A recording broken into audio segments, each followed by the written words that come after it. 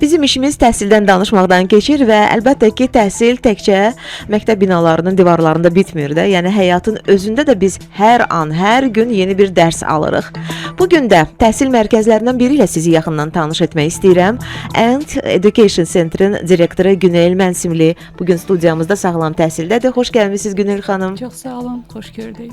Necədir işləriniz? Hal-hazırda yaxşıdır, çoxlu əməkdaşlarımız, yeni tədbirlərimiz var.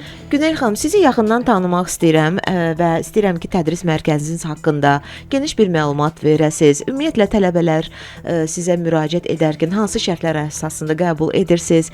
Fənlərlə bağlı sizə suallarım olacaq və əlbəttə ki, xırda detallarına da varacağıq. Əlbəttə ki, təhsil mərkəzinin təbii ki, özəl xüsusiyyətləri də olmamış olmaz və ondan fərqləndirən xüsusiyyətlər nədən ibarətdir? Biz bu haqda sizdən çoxlu bugün məlumat alacağıq. Mən sizə xatırladıram ki, bizim proqramımızın sponsorları var. Rabitəli Nitq Reabilitasiya Mərkəzi və Smart Education bağçalar şəbəkəsi sağlam təhsilin sponsorlarıdır və hər iki şirkət demək olar ki, övladlarımızın gələcəyi üçün, əsas da onların inkişafı üçün və arada olan bəzi qüsurlarla bağlı da təbii ki, problemlərin həlli üçün çalışırlar. Bunlar haqqında birazdan geniş bir məlumat verəcəm, amma ən əsas bugünkü qonağımızla bağlı söhbətə giriş etmək istəyirəm. Sağlam təhsil sizi xoşbəxt gələcəyə aparan qapı. And Education Center. Bu təhsil mərkəzi neçə ildir artıq fəaliyyət göstərir? Fəaliyyət sahələrini bizə indi hal-hazırda desəz Günel xanım çox şad olaram. And Education Center 15 ildir ki, mənim şəxsi fəaliyyətimlə əlaqədar olaraq fəaliyyət göstərir. Rəsmi olaraq son bir ildə biz Azərbaycanda fəaliyyət göstərməyə başlamışıq və əsas sahəmiz təhsil mərkəzi Azərbaycanda fəaliyyət göstərir, amma beynəlxalq standartlarda standartlaşmış imtahanlara hazırlıqdan ibarətdir. Bunları biraz aça bilsək, bu TOEFL, IELTS, sonra SAT, Cambridge imtahanları, IB imtahanları, daha çox beynəlxalq sferada qəbul olmuş standartlaşmış imtahanlara hazırlıq, onların dəstəyi, sənədləşməsi, tələbələrin yerləşdirilməsi və sair kimi xidmətlərdən ibarətdir. Mən bu arada World Career və Peşə Mərkəzinin direktoru Nərmin xanım Mustafayevanı da təqdim etmək istəyirəm. Nərmin xanım, siz də xoş gəlmisiniz studiyamıza. Salam, sabahınız xeyir. Sabahınız xeyir olsun. Nərmin xanım əslində bizim elə ailə üzvümüzdür. Yəni bir proqramın demək olar ki, aparıcısı kimi də yəni biz təqdim edirik proqramı. Nərmin xanım, işləriniz necə gedir World Career və Peşə Mərkəzində? Qaydasında da hər şey çalışırıq, davam edirik, işləməyə davam edirik. Həm radioda hər gün rəngli müxtəlif qonaqları dəvət olunması ilə bağlı, həm də ki, öz işimizlə bağlı. Mən həmişə deyirəm, bizim işimiz xarici dilləri öyrətməkdir. Bəli. Xarici dilləri öyrətməyə davam edirik. Özü də çox asan yolla. Nərmin xanım, siz ümumiyyətlə paylaşımlarınızı edərkən mən diqqət edirəm. Dərhal paylaşımları edərkən dərhal da yazıları görürəm altda. Maraqlananlar direktdə yazırlar, qiymətlərlə bağlı ən çox təbii ki, öyrənmək istəyirlər. Mən istəyirəm ki, bugünkü proqramımızda əgər imkan olarsa, nə qədər bacarırsınızsa, məsələn, alman dili ilə bağlı son günlərdə daha çox görürəm ki, maraqlananlar var. Tələbat çoxdur, bəli, son dönəmlərdə. Aha, bu yəqin ki, Almaniya səfərlərlə bağlıdır, yoxsa işləməklə bağlıdır? Bilirsiniz necə, Almaniyada hal-hazırda bir proqram var, peşə təhsili ilə bağlı. Dövlət tərəfindən təqdim olunan bir proqram var, hansı ki, bu sizə həm peşə məktəbində təhsil almağı, həm də ki, müvafiq iş yerində çalışmağı təklif eləyir. Ödənişsiz təhsil alırsınız və işlədiyiniz saatlara görə də maaş alırsınız. Tək bircə tələbləri var sizdən alman dilini bilmək. Hər hansısa bir gedəcəyiniz ixtisas üzrə, təhsil alacağınız ixtisas üzrə bacarıq, təcrübə tələb eləmirlər. Sadəcə olaraq alman dilini lazımi səviyyədə bilmək lazımdır və son dönəmlərdə bu məsələ ilə bağlı Almaniyada həm iş vakansiyalarının çox olması, həm də ki, Ausbildung proqramının olması sayəsində alman dilinə tələbat çoxdur. Və bir də təbii ki, bizim dinləyicilərimiz daha çox onu qeyd edirdilər ki, fərdi olaraq nə qədər məsələn qiymətli, qrup şəklində, onlayn şəklində, yəni bu dediyim 3 şəkildə aparırsınız dərsləri də. Bəli, bizdə dərslər əyani olaraq Nərimanovda ofisimizdə keçirilir, onlayn olaraq da keçirilir, həm qrup şəklində, həm fərdi şəkildə. Xarici dillərimiz üçün alman dilinə həm Azərbaycan bölməsinə, həm Rus bölməsinə, həm ingilis bölməsinə tədris edirik. İngilis dilini Rus bölməsinə, Azərbaycan bölməsinə tədris edirik. Eləcə də Çin dili, Koreya dili, bunlar da hər 3 bölmə, Azərbaycan, Rus, ingilis bölmələrinə tədris edə bilirik. Əla, baxın, onlayn təhsilə daha çox üstünlük verməyinizi tövsiyə edərdim. Çünki Baxın, indi havalar da soyub, sulu qar da gözlənilir və bu arada yollar da buz bağlayacaq. Ona görə də elə fürsətdən istifadə edib evdə isti-isti çayınız qabağınızda, kofeniz qabağınızda içə-içə dərslərə qatıla bilərsiniz. Onlayn tədris sizin üçün təklif olunur. Amma WhatsApp-a yazmaq lazım olacaq. Bəli, Zəng bəli. etməyiniz məncə məsləhət deyil. WhatsApp-la yazışın. Deməli, ətraflı məlumat sizə verəcəklər. 055 674 72 30 nömrəsinə WhatsApp-dan yazsanız anında geri dönüş edə bilərik biz Bəli. sizə. İcazənizlə istəyərdim Günel Əlbəttə xanımla ki. söhbətimizi davam etdirək. Günel xanım, sizdə də xarici dil tədris olunur? Bəli, bizdə xarici dil uzun müddətdir ki, tədris olunur və xarici dillə yanaşı ingilis dilində müxtəlif fənlər də tədris olunur. Bunlar biznes ola bilər, hüquq və sair ola bilər. Bunlarla yanaşı bizdə həm də ingilis dilində müəllim hazırlığı ITTI International Teacher Training Institution-la olan ittifaqımıza əsasən biz artıq beynəlxalq sertifikasiya verən müəllim təlimlərinə də başda start vermişik. Bunlar real öz təcrübələrimiz beynəlxalq standartlar əsasında qurulmuşdur və biz burada deyək ki, bir nəfər hüquq sahəsində ixtisası var və o ingilis dilində bir servis vermək istəyir və xaricdə işləmək istəyir. Həmin adam, həmin şəxs ingilis dilində həm tədris planı ala bilir, həm də öz ixtisası üzrə ingilis dilində imtahanları verir və beynəlxalq sertifikatı öz portfolyosuna əlavə edə bilir. Bu isə onlara daha geniş bir karyer imkanı verir, daha böyük imkanlar açır və dünyanın istənilən ölkəsində gedib həmin sertifikasiyalarla, həmin sertifikatlarla yeni işlər, yeni imkanlar əldə edə bilirlər. Sizcə ən çox məqsədlər nə ilə bağlıdır xarici dil öyrənilməsində? Məqsədlər adətən çox fərqlidir. Misal üçün, hal-hazırda ən çox tələbatlarımız bizim yeni tələbələrimiz var, cavanlarımız. Onlar istəyirlər ki, xarici sistem Cambridge IB sistemində ingilis dilində tədris eləyə bilsinlər öz ixtisaslarını. Bu ola bilər informatika müəllimidir, amma o istəyir ki, ingilis dilində tədris eləsin öz ixtisasını. Və yaxud da beynəlxalq standartların tətbiqində daha çox individuallığa şərait yaradılır. Necə ki, burada biz sağlam təhsildən danışırıq, sağlam bir mühit yaradılmalıdır. Hardakı insanlar fərdi olaraq yanaşılır müəllim tərəfindən və ona hər cürə şərait yaradılır ki, o düzgün şəkildə ixtisaslaşa bilsin, öyrənə bilsin və bütün bunların hamısı kiçik paketlər formasında təlimlərdən ibarət olur. Bu nədir? 8 saatlıq, 12 saatlıq, 24 saatlıq real təlimlərdirlər. Bu müəllimlər və yaxud da müəllim deyən namizədlər istənilən şəkildə xaricdə ingilis dilindən hansısa bir ixtisas tədris eləmək istəyən insanlar gəlirlər, o treninqlərdə iştirak edirlər, həm öyrənirlər, biz bir-birimizlə artıq təcrübəmizi paylaşırıq və nəticədə aldıqları həmin o saatlıq sertifikatlarla da dünyanın istənilən yerində gedib akkreditə oluna bilirlər və işləyə bilirlər. Demək ki, həm tələbələr, həm də müəllimlər sizə müraciət eləyə bilərlər. Müxtəlif ixtisas qruplarından hər kəs sağlam təhsildən danışdınız. Bax, sizə görə, Günel xanıma görə sağlam təhsil nədir?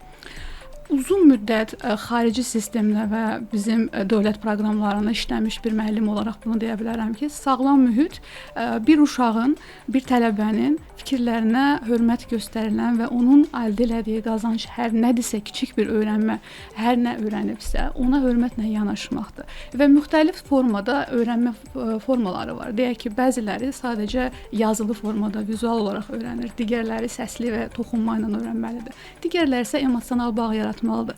Necə ki, biz deyirik ki, müəllimi sevmədi, ixtisası sevmədi və həmin fənni artıq sevməməyə başlanır. Və mənə elə gəlir ki, sağlam bir təhsil... Amma bəzən də belə olur. Müəllimi sevməsə, həmin uşaq fənni o qədər də sevmir. Tamamilə burada mən sizinlə razıyam və mənə ona görə də gəlir ki, sağlam təhsil mühiti sağlam bir müəllimdən başlayır. Çox təhsilli, çox hazırlıqlı və bütün standartları bilən və tələbələrə düzgün individual yanaşmağı bacaran bir müəllimdən başlayır. Söhbət And Education Center-dən gedir. Belə adlanır mərkəz, təhsil mərkəzi və Günel xanım da məhz mərkəzin direktorudur. Təhsil mərkəzindən bağlı biz bir neçə sualla sizə istəyirik müraciət edək. Çünki ən çox dinləyiciləri o maraqlandır. Hansı fənlər tədris olunur? Hansı dildə tədris davam edir? Dərsləriniz yəni davam edir. Bu haqqda da məlumat verin. Dərslərimiz adətən ingilis dilində davam edir. Sual ola bilər ki, bəs ingilis dilini bu səviyyədə, deyək ki, B1 səviyyəsində bilməyən tələbələr necə edəcək? Burada bizim ikinci əməkdaşlığımız gəlir ki, biz həmin səviyyəyə qədər ingilis dilini öyrədə bilirik və bu səviyyələr tutaq ki, A1, B1 dünya standartları səviyyələr ki var. Onların hər birini keçən tələbə yenidən sertifikat alır. Müəyyən bir səviyyəyə gəlib çatanda ki, o artıq leksiyalara, treninqlərə, həmin o verdiyimiz proqramlara aktiv şəkildə qoşula bilir və onu başa düşə bilir. Onda artıq təhsil ingilis dilinə çevrilir. Ümumiyyətlə bizim standart olaraq təhsilimizin formatı qurulubdur tərcüməsiz təhsilə. Beynəlxalq təhsil standartlarında bir söz belə bilməyən bir insanı tərcüməsiz şəkildə müxtəlif metodikalarla həmin dili öyrətmək, həmin dili mənimsətmək mümkündür. Buna görə də burada rus tərəfi və yaxud da Azərbaycan dilindən bir təhsil sistemindən, başqa bir təhsil sistemindən biz o insanı bu dilin daşıyıcısı olmayaraq qəbul edirik və onlara sıfırdan müxtəlif metodikalar, müxtəlif əyani vəsaitlər istifadə eləməklə istədiyimiz səviyyəyə gətirib çıxarırıq. Bir məsələyə istəyirəm aydınlıq gətirək. Dediniz ki, heç olmasa bir orta səviyyədə də olmasa, ibtidai bir səviyyədə ingilis dilini bilməlidir tələbə, şagird. Müraciət edərkən, axı, məsələn, qrup halındadsa dərslər, orada müxtəlif dərəcədə ingilis dilini bilən, xarici dili bilən uşaqlar da olacaq. Bəs o geri qalmazmı? Bayaq sadaladığımız, söylədiyimiz o şagirdin, məsələn, bilikləri o dərsləri bərabər şəkildə aparmağa da davam etməyə də biraz çətinlik yaradacaq. Əsas formatı bundan ibarətdir. Biz kütləvi təhsildən kənar olaraq daha fərdi yanaşmaya üstünlük veririk. Təbii ki, qrup şəklində olan dərslərimiz var. Burada əvvəlcə bir imtahan keçirilir, bir kvalifikasiya keçirilir və baxırıq ki, məsəl üçün bu 5 nəfərin səviyyəsi eynidir, düz gəlir və onlar artıq qrup şəklində davam edə bilir. Amma bizim işlədiyimiz hallar adətən daha çox fərdi hallardır. Tutaq ki, bir ixtisas üzrə gəlib, siz deyək ki, mediadasınız və gəlib hansısa bir xarici ölkədə öz ixtisasınız üzrə ingilis dilində davam etmək istəyirsiniz. Burada sizə hansısa başqa bir yanaşma olmalıdır. Sizin öz ixtisasınız üzrə sizə ingilis dili öyrədilir. Sizə lazım olan metodikalar verilir və daha çox... Amma bu fərdi olaraq olacaq. Bunlar fərdi olaraq olur. Və yaxud da ki, həmin bu gələn öyrənməyə çalışan insanların ehtiyaclarına görə və hədəflərinə görə nə üçün istənilirsə bu servis deyək, ona uyğun şəkildə fərdi yanaşma olur və bu müəllimlərdə əsas bizim spesifik olaraq baxdığım mənim şəxsən özümün ən böyük prioritetim ondan ibarətdir ki, müəllimlər təcrübəli, beynəlxalq sertifikasiyalardan keçmiş və ən azından bir neçə il xaricdə təhsil sistemində işləmiş adamlar olur. Bunlar şərtdir. Bunlar bizim üçün şərtdir. Çünki biz bilirik ki, indi hal-hazırda təhsil bazarında çox keyfiyyətli tədris proqramı verən, təhsil verən çoxlu müəssisələr var. Onların hamısından da bizim əməkdaşlığımız var və hörmətlə yanaşırıq. Bizim fərqimiz isə bundan ibarətdir ki, biz həmin tələbəni sadəcə ingilis dili öyrətmirik. İngilis dilində hansısa ixtisası tədris eləməyi, ingilis dilində hansısa bir fənn üzrə gedib işləyə bilməsini təmin eləməyə çalışırıq. Ona görə də beynəlxalq standartların olması, xaricə gedə bilməsi və oradakı rəqabətə dözə bilməsi üçün çalışırıq ki, bizim müəllimlərimizin də minimum bu meyarlara cavab versinlər. Aha, bir sual da səsləndirim, daha sonra reklamlarımız olacaq. Neçə ildir bu tədris müddəti? Tədris müddəti dəyişir. Əgər bizdə 8 saatlıq, 12 saatlıq, 24 saatlıq, 50, 120 bu yenə də dediyim kimi 2 ilə 3 ilə də bölə bildiyimiz tədris müddətləri var. Burada konkret olaraq deyək ki, tutaq ki, sizin misalınızdan fərdi olaraq yanaşılır, bir konsultasiya keçirilir və baxılır ki, sizə nə lazımdır? Sizin yaxın və uzaq deyək ki, hədəfiniz nədir? Siz xaricdə təhsilmi almaq istəyirsiniz və yaxud da artıq ixtisasınızı artırmaq və hansısa bir işlə təmin olmaq istəyirsiniz. Bu hədəflərə görə sizin üçün təhsil proqramı təmin olunur və o təhsil proqramına uyğun olan düzgün ixtisaslaşdırılmış müəllimlər təyin olunur və bu proqram yazıldıqdan sonra sizə təqdim olunur. Yəni sizə yenə dediyim kimi sağlam bir mühit və düzgün professional yanaşma olur. Çünki təhsil elə bir şeydir ki, əgər düzgün yanaşılırsa və düzgün addımlar seçilirsə, orada uğurun olmaması deyə bir variant yoxdur. Sadəcə səhv olan bir yol var. Bu tələbələrin uğurları əsasən nədən ibarət olacaq? Ümumiyyətlə uğurlu tələbə nədir Günel xanıma görə? Bir bunu da öyrənək və birazdan öyrənəcəyik. Əlbəttə ki, biz bir daha xatırladırıq ki, Ant Education Center-in direktoru Günel Məsimlidir. Bu gün studiyamızda sağlam təhsildədir və bir balaca təbii ki, məlumat verdi girişdə, açıqlama verdi. Əsas olaraq tədris mərkəzi, təhsil mərkəzi ən çox hansı xidmətlərlə fəaliyyət göstərir? Tələbələr də müraciət edə bilər, şagirdlər də müraciət edə bilər. Eyni zamanda təbii ki, müəllim kimi öz işini başqa bir sahələrdə və yaxud başqa ölkələrdə davam etdirmək istəyən müəllimlər də müraciət edə bilərlər. Günel xanım, hara müraciət edəcəklər? Bu haqqda da biraz məlumat verin. Qısa əlaqə nömrəsi deyə bilərsiniz. Məsələn, Instagram səhifənizi elan edə bilərsiniz. Instagram səhifəmiz Ant.edu azdır. Web səhifəmizə müraciət edə bilərlər, yaza bilərlər. Ən qısası isə 050 312 1343 nömrəli. Bir də təkrar edin, asta-asta. 050 312 1343 nömrəli telefon nömrəsinə əlaqə saxlaya bilərlər. Onlara 7/24 həmişə daimi məlumat veriləcək. Təhsildəsiz dostlar və xatırladıram ki, bugün 2 qonağımız var. Ant Education Center-in direktoru Günel Məsimli və World Career Peşə Mərkəzinin direktoru Nərmin Mustafayeva.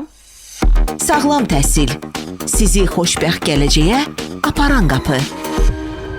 Bu yolda bizə kömək edir Rabitəli Nitq Reabilitasiya Mərkəzi və bilirsiniz ki, nitq qüsurlarının uşaqların arasında yayılmasının son zamanlar şahidi oluruq və səbəblər arasında çox faktorları vurğulayırlar. İlk növbədə məsələn doğuş travmaları ola bilər, bu ata-ana arasında olan qan qohumluğu, sonra evdə valideynlərin müxtəlif dildə danışması və s. Əlbəttə ki, bu səbəbləri araşdırdıqdan sonra Rabitəli Nitq Reabilitasiya Mərkəzinin həkim laqabetləri başlayırlar iş görməyə. Təbii ki, işdə nədən ibarətdir? Hər uşaq üçün ayrıca hazırlanan fərdi məşqlər.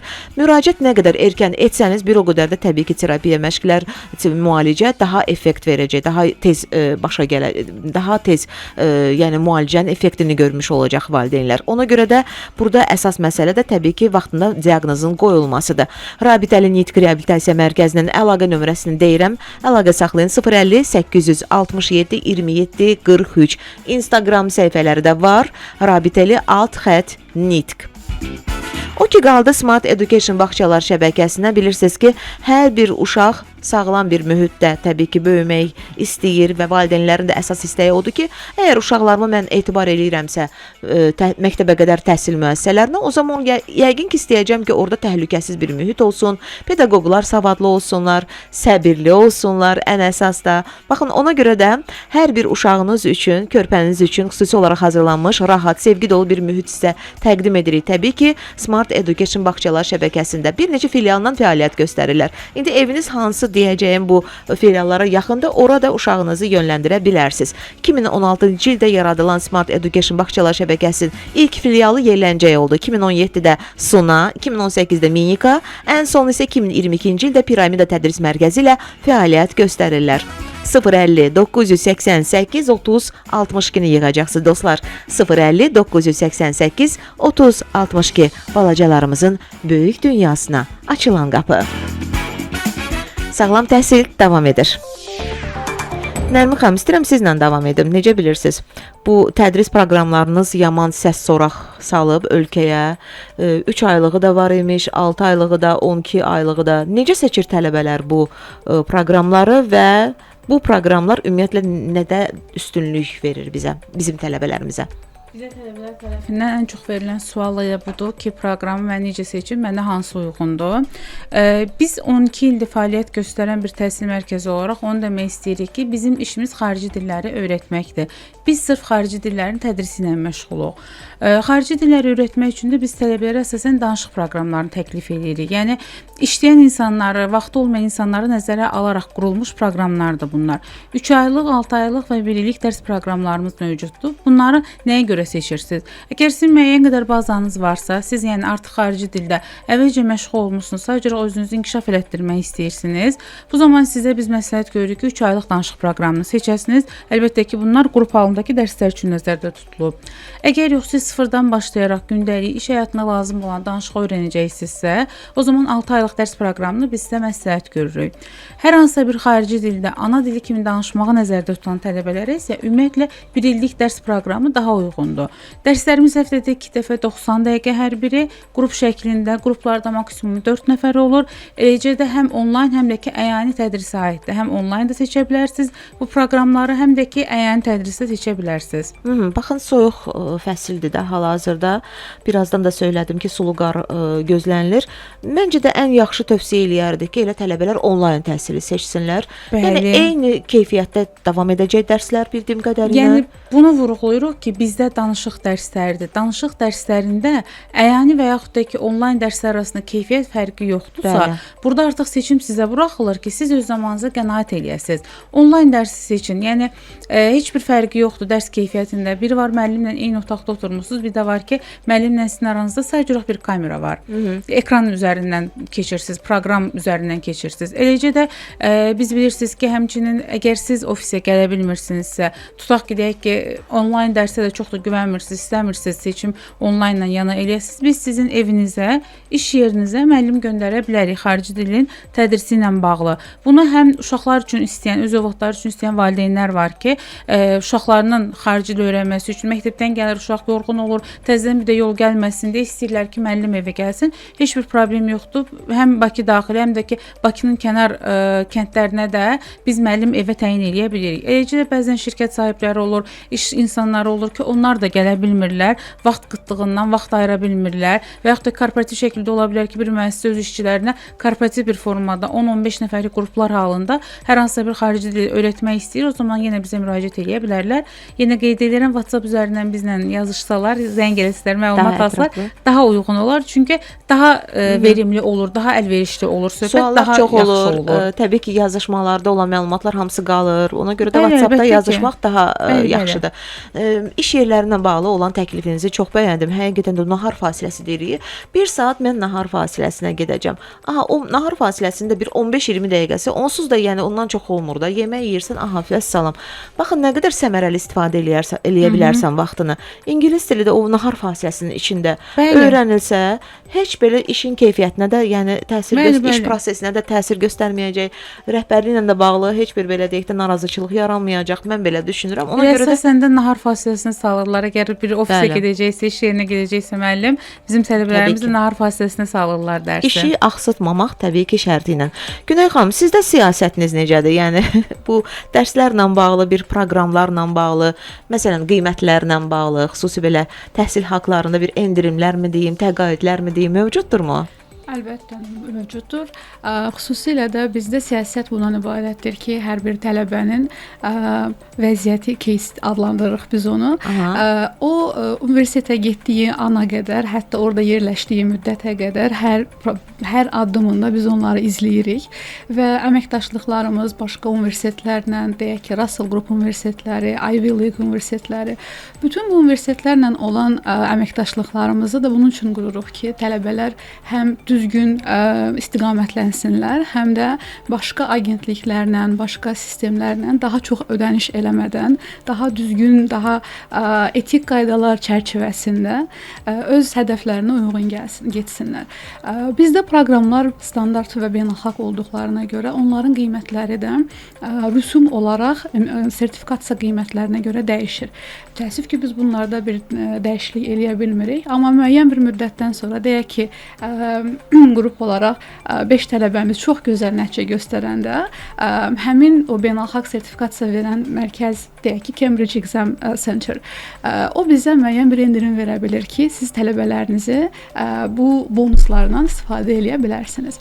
Yəni bu tip şeylər olur, amma ümumiyyətlə beynəlxalq sertifikasiyalarda standartlaşmış qiymətlər və standartlaşmış qaydalar tətbiq olunur. Aha, beynəlxalq təhsil standartlarından da danışaq.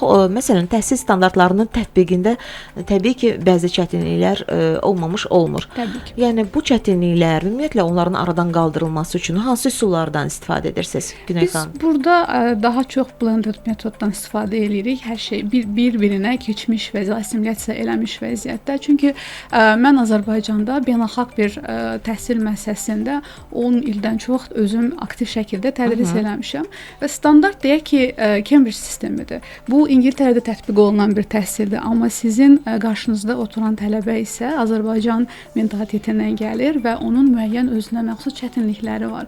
Burada artıq təbii ki, təcrübə işə keçir və bir də fərdi yanaşma, ailələrlə danışmaq, müxtəlif metodların tətbiqi, yəni bərabər şəkildə birlikdə yerli müəllimlərlə, xarici müəllimlərlə, onların təcrübələrindən istifadə eləməklə problemləri aradan qaldırmağa çalışırıq. Əsasən son illərdə mənim özümün şəxsən qarşılaşdığım çətinliklər təhsil ingilis dilində və yaxud da başqa xarici dildə olduğuna görə uşaqların o dildə problem solving dediyimiz bu məsələnin, problemin həllini tapmaq və bu dildə düşünmək, tərcüməsiz şəkildə həmin vəziyyətə gəlmək adətən müəyyən bir müddət götürür. Bunun üçün isə xüsusi metodoloji metodlar var, müəyyən proqramlar var, onların tətbiqi olunur və artıq uşaqlar həmin mühitə adaptasiya ola bilirlər. Ümumiyyətlə çətindirmi xarici dil öyrənmək? Xarici dil öyrənmək əslində çətin deyil. Nədən başlamaq lazımdır ilk olaraq? İlk olaraq məncə biz bütün deyim ki, problem beynimizdə başlayır və psixoloji olaraq biz özümüzü buna hazır eləməliyik ki, bu bir çətin proses deyil. Bu necə ki uşaq 3 yaşında yeni dilə başlayır, öyrənməyə, imitasiya ilə başlayır. Biz nə deyiriksə, o da onun təkrarını eləməyə çalışır və nə qədər səhv eləməsindən asılı olmayaraq lingvistikanın belə bir qaydası var ki, səhvlər üzərində əgər onu özünə problem eləmirsə, əgər utanmırsa və ona bir utanc verən bir mühit yaradılmırsa, heç kim onu deyək ki, demotivasiya etmirsə, o çox qısa bir müddətdə həmin dili öyrənir. Burada mühit çox vacibdir. Ona görə biz ilk öncə də qeyd elədim ki, biz çalışırıq ki, tərcüməsiz mühit yaradaq. Yəni Azərbaycanda axı biz deyək ki, sinif otağından çıxanda düşürük öz ana dilimizə, öz mühitimizə və orada sizin beyniniz yenə də tərcümə eləməyə başlayır. Yəni deyirsiniz ki, hər kəs vəziyyətdən özü çıxmağı bacarmalıdır. Deyirəm ki, o mühit yaradılmalıdır. O həmin tələbəyə yaşından asılı olmayaraq, həmin tələbəyə həmin dilin mühiti yaradılmalıdır. Həmin dildə olan musiqilərə qulaq asmalıdır, kinolar verilməlidir, müxtəlif medialardan istifadə olunmalıdır və bu dildə onunla interaktiv şəkildə, çox intensiv şəkildə danışılmalıdır ki, həm dinləsin, həm eşitsin, bütün motorika iştirak eləsin və intensiv şəkildə bunlar olanda çox qısa bir müddətdə dili çox gözəl şəkildə öyrənmək olur. Bəlkə biraz da o metodikanı izah eləyəsiniz, daha nələrdən istifadə edirsiniz? Həm dil öyrənmək, məsələn, qrammatikadan da əlavə, başqa dil öyrənmək üçün bizə asan nə verə bilərsiniz? Asan verə biləcəyim ən rahat üsul, özümün də tətbiq elədiyim və bizim elə 8 fevralda bizim bunun üzərində bir treninqimiz var idi. Kreativ öyrənmə formaları. Burada tələbələr çəkərək, oynayaraq, drama iştirak eləməklə və yaxud da öz bacarıqlarına əsaslanaraq bu dili istifadə eləməklə, yəni dili yaşayaraq bu formada öyrənə bilirlər. Burada daha çox effektiv olan həm də xaricdə müəyyən qısa müddətlik gəzintilər də tətbiq eləmək olar. Misal üçün sizin burada 6 aya, 1 ilə effektini gördüyünüz, nəticəsini gördüyünüz bir tədris metodunu biz eləyə bilərik. Tutaq ki, 2 həftə siz əgər bir London səfərinə gedirsinizsə, siz axı o mühitə düşürsünüz və orada müxtəlif deyək ki, ölkələrdən müxtəlif dilləri danışan, amma eyni hədəfə gələn tələbələr olur.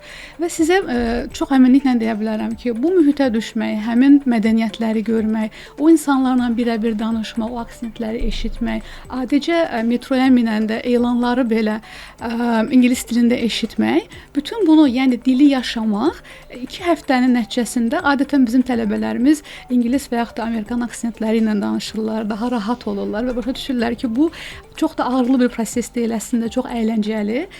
Toxunduğunda artıq siz onun bir hissəsi olanda, həmin mühitə düşəndə çox əyləncəli bir prosesdir. İndi o məsələ də var ki, gəldikdən sonra onu davam etdirmək, onu unutmamaq, inkişaf etdirmək də vacibdir. Bunun üçün isə burada deməli müəyyən qruplar var ki, tutaq ki, siz gedirsiniz, bu həm də networkingdir.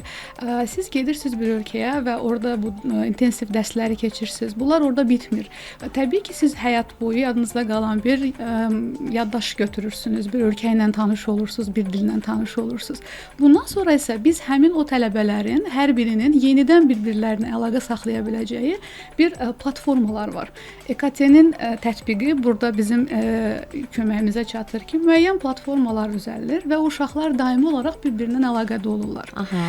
Onlar öz gündəlik həyatlarından, öz təhsil proseslərindən, müxtəlif başına gələn hadisələrdən, eyni yaş kateqoriyalarına da böləndə, təbii ki, bu uşaq olmaq məcburiyyətində deyil bu. Tutaq ki, 30 üzərində bir gənc xanım da ola bilər ki, həm dostlar qazanır müxtəlif mədəniyyətlərdən, həm də daimi olaraq onlar bir-birindən ünsiyyətdə olurlar. Burada müəllim nə edir? Sadəcə qrammatika öyrədən və daimi bu prosesi bir ağrılı, şiddətli bir vəziyyətə gətirən adam olmaqdan kənara çıxır. Elə bir sağlam mühit yaradır ki, orada insan artıq, çünki dil canlı bir şeydir, ona toxunmaq lazımdır. O canlı mühiti yaradır və o uşağı ora qoyur. Və uşaq artıq orada əylənərək, doğrudan dostlar olmadan, onlar müəyyən oyunları bir yerdə oynaya bilirlər. Müxtəlif ölkələrdən Peki nəsə də hazırlaya da bilərlər mətbəxdə. Əlbəttə, proyektlər hazırlayırlar. Orada kampuslar elədir ki, o kampuslarda sadəcə ingilis dili öyrənmirlər. Misal üçün, aerokosmos haqqında müəyyən bir proyekt üzərində işləyirlər. Nə edirlər? Dil öyrənirlər əslində. Bu sahədə müəyyən bir dil bazası yaranır. Tətbiqini öyrənirlər. Amma onlara heç kim demir ki, siz dil öyrənirsiniz. Çünki o toxunur, eksperiment eləyir, nəyisə düzəldir, hansısa bir robot düzəldir hissələrini və onu götürüb göstərəndə axı deməlidir ki, bu nədir? Bunu ona müəllim çox rahatlıqla adını deyəndə, o uşaq onu heç vaxt yaddan çıxarmır. Bəli, yadında saxlayır. Əslində nə deyirlər ona? Əyani vəsaitlərin üzərində həmişə dərslər məktəb vaxtıda əyani vəsaitlərin üzərində keçiriləndə daha yadda qalır, daha unudulmayan olur. Bir sualım olacaq. Yerli müəllimlərdən, onların təcrübəsindən yararlanırsınız, yoxsa əcnəbi müəllimlər də sizdə dərs deyir? Bizdə adətən əcnəbi müəllimlər və yaxud da mənim özüm də daxil olmaqla xaricdə təhsil almış və yaxud da bu mühitdə işləyən, burada artıq təcrübəsini almış müəllimlərimiz çalışır. Amma bu özünü gərək davam elətdirən bir proses olmalıdır deyə biz müəllim treyninqlərinin də akkreditasiyasını almağa qərara gəldik ki, deyək ki, biz daha şanslı olduq və bu təcrübəni qazanmaq imkanımız oldu. Biz xaricdə təhsil ala bildik və yaxud da xaricilərlə işləyə bildik və beynəlxalq təcrübəni bir şəkildə tətbiq eləyə bildik. Təcrübə mübadiləsinin sayəsində, bəli. Amma axı gələn yeni nəsil hər biri bu qədər şanslı ola bilməz. Onda təhsil də ümumiyyətlə mübadilə prosesi olduğuna görə bu treyninqləri, bu təlimləri ona görə qoyuruq ki, onlar da gəlsinlər, biz bir-birimizdən öyrənək. Həm xarici əcnəbi müəllimlərdən, həm beynəlxalq təcrübəsi olan yerli müəllimlərdən. Biz burada sadəcə demirik ki, biz ən yaxşısını öyrədirik. Biz həm də özümüzün qarşılaşdığımız problemləri də problem olaraq qoyuruq ki, baxın, bunu biz tətbiq elədik, alınmadı. Siz də bu səhvi eləmək məcburiyyətində deyilsiniz. Bunun daha effektiv forması var. Bir də təbii ki, valideynləri də düşündürə bilər ki, ən belə erkən hansı yaşda qəbul edirsiniz şagirdləri, tələbələri? Bunun dil öyrənməyin tam bir yaşı yoxdur. Beynəlxalq standartlara görə 3 yaşından yeni dili öyrənmək qəbul mümkündür. edirsiniz 3 yaşından. Sırf onun, yəni psixologiyasına, beyin inkişafına zədə verməmək üçün ki, öz ana dilində ən azından tam cümlə qura bilsin. 3 yaşdan artıq yeni bir dilin tədrisi mümkündür. Yəni dil açmalıdır, daha sonra öz ana dilində danışmalıdır, daha sonra artıq digər dilə keçid almalıdır. Çünki əks halda müəyyən bir problemlər yaşaya bilər. Lingvistik problemlər. Həqiqətən də. Nitq qüsurları ilə bağlı danışanda mən həmişə tövsiyə edirəm ki, Rabitəli Nitq Reabilitasiya Mərkəzinə müraciət edin və bu qüsurları da aradan qaldırmaq üçün əlaqə nömrəsi 050 867 27 43 nömrəsidir. Zəng edin, əlaqə saxlayın. Nərmin xanım, xaricdə təhsillə də bağlı biraz danışaq. Çünki bilirəm ki, yavaş-yavaş artıq qəbullara start verilir və valideynlər də düşünürlər ki, bəlkə mənim uşağım, övladım biraz xaricdə təhsillə maraqlansın. Nə kimi üstünlükləri var? Bəlkə onu bizim dinləyicilərimizə çatdırasınız. Bilirəm ki, həm də vasitəçisiniz bu sahədə. Təbii ki, ən prestijli, belə deyək də, Türkiyə universitetlərindən də əlaqəniz var. Hansıları məsələn tövsiyə eləyərdiniz? Ümumi bu suala cavab versəz yaxşı olar. Xaricdə təhsil deyəndə Türkiyədə və Avropada təhsil nəzərdə tutulur. Bir-birindən fərqi nədir? Avropada təhsil müəyyən bir dil sertifikatı, dil biliyi tələb eləyir. Hər hansısa bir universitetlərin müxtəlif tələbləri var. Bu əsasən ingilis dili ilə bağlıdır ki, sizin müəyyən göstəriciləriniz olmalıdır. Amma Türkiyədə təhsilin digərlərindən fərqi üstünlüyü odur ki, Türkiyədə imtahansız təhsil, imtahansız qəbul mövcuddur. Həm magistratura, həm bakalavr, həm də ki doktorantura pillələri üzrə özəl və dövlət universitetlərinə imtahansız qəbul həyata keçiririk. İmtahansız qəbul deyəndə sadəcə olaraq sizin müəyyən bir sənədlərlə, yəni tutaq ki, bakalavrsızsa, tək attestatla, əgər magistrssızsa, bakalavr diplomu, əgər doktoranturaya müraciət edəcəksinizsə, bakalavr, magistr diplomu ilə bərabər müraciət eləyə bilərik. Burada bizə ən çox verilən suallardan biri də ki, hibrid təhsil formasıdır. Son dövrlərdə çox gündəmdə olan bir mövzudur. Hibrid təhsili nəyə görə? Necə seçə bilərik? Hibrid təhsil bütün ixtisaslara daxildirmi? Əlbəttə ki, hibrid təhsil bütün ixtisaslar üçün keçərli deyil. Hibrid təhsil forması əyani təhsilin onlayn formada olmasıdır, belə deyək də. Yəni siz əyani təhsilə, əyani qəbul alırsınız universitet tərəfindən, amma dərslərə onlayn formada qoşulursunuz, getməyinizə ehtiyac yoxdur. Buradan sadəcə olaraq imtahan zamanları, imtahan dönəmində ildə 2 dəfə imtahanlar üçün getmək universitetdə iştirak etmək, universitetdə olmaq lazımdır. Amma geri qalan bütün hər şey, dərs prosesi onlayn formada idarə olunur. Onlayn dediyimə görə əlbəttə ki, buradan da başa düşürük ki, bütün ixtisaslar üçün bu keçərli deyil. Çünki praktika tələb eləyən, laborator işlər tələb eləyən fənlər var, ixtisaslar var daha doğrusu. Bu ixtisasların olduğu bir yerdə əlbəttə ki, hibrid təhsildən danışmaq mümkün deyil. Müəyyən bir ixtisaslar üçün müəyyən bir universitetlərdə keçərli olan şərtdir hibrid təhsil. Məsələn, tibb heç vaxt hibrid Tibb əlbəttə ki, olmaz, hüquq olmaz. Bu kimi ixtisasları, yəni istəyəndə belə düşünmək lazımdır ki, mən tibbi necə onlayn oxuya bilərəm. Həqiqətən. Pandemiya dövründə belə tibb təhsilinə aid olan ixtisaslar, dərslər bir çox halda tələbələrimiz üçün çağırdılar, getməli oldular. Onlayn davam eləmək məcburiyyətində olduqları halda belə laborator dərslərə ən son dövrdə belə yenə tələbələr gedib iştirak elədilər. Yəni şəkildə həqiqətən də çox razıyam bu fikirlərinizlə və buyurun müraciət edə bilərsiniz. World Career Peşə Mərkəzi bu işdə də sizə kömək edəcək. Xaricdə təhsil almaqla bağlı bütün sualların cavabı World Career Peşə Mərkəzindədir və əlaqə nömrəsində deyirəm, qeyd edin, WhatsApp-a yazacaqsınız. 055 674 72 31. Daha xatırladıram. Ən çox da xarici dil öyrənmək istəyənlər buyurun müraciət eləyin. Həm iş yerinə müəllim təyin edirlər, həm də evinizə əziz xanımlar, həm uşağınıza məktəbə qədər hazırlıqla bağlı məşğələlərdə kömək edəcəklər, dərslərini hazırlamaqda kömək edəcəklər, həm də sizin özünüzə. Yəni hardasa bir saat uzağı belə vaxt gedəcək buna. Çox olmaz yəqin ki. Amma görün nə qədər hər gün özünüzü inkişaf etdirəcəksiniz. Xüsusən də bu evdar xanımlara şamil olunur ki, hansı ki deyirlər vaxt yoxdur. Olsaydı vaxt mən də gedib təhsilimi davam etdirərdim və yaxud da ki dil öyrənərdim. Baxın, bu fürsəti biz sizə yaradırıq. Söhbətimizi davam etdirəcəyik. Xatırladıram ki, bugün 2 maraqlı qonağım var. And Education Center'ın direktoru Günel Mənsimli və World Career və Peşə Mərkəzinin direktoru Nərmin Mustafayeva. Günel xanımla bir neçə sualım da olacaq, amma reklamlardan sonra. Çünki bildiyim qədərilə gələcəkdə də təhsillə bağlı xüsusi layihələr var. Onları reallaşdırmağı düşünürlər proqramlar əsasında. Bu hansı layihələrdir? Yəqin ki, bu da sizi əziz dinləyicilərimiz düşündürür. Elə isə reklamdan sonraki o müddəti bərabər şəkildə dinləyərik. Xatırladıram ki, sağlam təhsil proqramı hər gün saat 11-12 arası yayımlanır və mən sizə təbii ki tövsiyə edərdim Smart Education bağçalar şəbəkəsinə müraciət eləyəsiniz. Çünki biraz əvvəl səsləndirdiyim filiallarla da bağlı, indi o sizin artıq yaşadığınız ərazi ilə əlaqələndiriləcək və siz özünüz seçiminizi edəcəksiniz. Ən çox hansı sizə daha uyğundur? 050 988 30 62 balacalarımızın böyük dünyasına açılan qapıdır Smart Education bağçalar şəbəkəsi. Nitq qüsurları ilə bağlı valideynlər çox zaman narahat olurlar ki, uşağım danışmır. 3 yaşına çatıb, 4 yaşına çatıb, amma bir cümlələri bir-birinin ardıca qura bilmir. Ona görə də nitq ləngiməsi problemlərlə, nitq qüsurları ilə bağlı məşğul olur Rabitəli Nitq Reabilitasiya Mərkəzi. Yeri gəlmişkən, radiodan dinləyib gedənlərə mütləq şəkildə həmin an zəng edərkən artıq qeyd edin. Endirimlər sizin üçün təbii ki həyata keçiriləcək. Davranışınıza əziz valideynlər diqqət edin. Çünki terapiya, müalicə öz növbəsində davam edəcək mərkəzdə, amma sonra sizin evinizə gələcək. Ona görə də məhz bu müalicənin effekti olsun deyə siz də danışıqlarınıza, davranışlarınıza uşaqlarınızla mütləq şəkildə diqqət edin. 050 867 27 43 və Günel xanımla da istəyirəm bir neçə sualım var, onun da səsləndirim. Günel xanım, bilirəm ki, gələcəkdə təhsil xidmətlərlə bağlı planlaşdırdığınız bəzi layihələr də var. Bəzilərini açıqlaya da bilərsiniz, açıqlamaya da bilərsiniz. Hər halda var elə insanlar ki, deyir ki, istəyirəm ki, əvvəlcədən deməyim.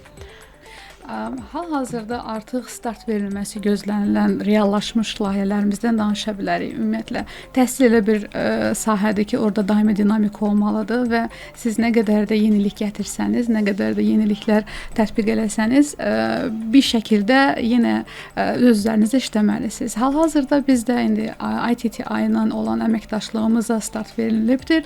Bununla yanaşı regionda ilk olaraq biz EKT-nin kompüter texnologiyalarının təhsilə adaptasiya olunmasını da təlim formasında Azərbaycanda tətbiq eləməyə başladı və çox qürur hissi ilə bunu demək istəyirəm ki, ilk dəfə biz bunun patentini ala bildik. Təşəkkürlər. Çox qürurla biz bu tədris metodunu da hazırladıq ki, artıq bundan sonra bizim müəllimlərimiz təkcə öz ixtisasları üzrə deyək ki, ənənəvi üsullarla deyil, yeni dünyada innovativ bütün tətbiqlərin, bütün bu proqramların tətbiqini də öyrənə biləcəklər. İkincisi, imtahan mərkəzi olaraq fəaliyyət göstərmək üçün bir neçə sertifikasiyalardan keçmişik. Bunlara Cambridge imtahan mərkəzi olmaq daxildir. Cambridge imtahan mərkəzi bizim uzun müddət üzərində işlədiyimiz və bir çox deyim ki, imtahanlardan keçdiyimiz bir sertifikasiyadır ki, bu Russell qrupu, yəni prestijli sayılan İngiltərə universitetlərinə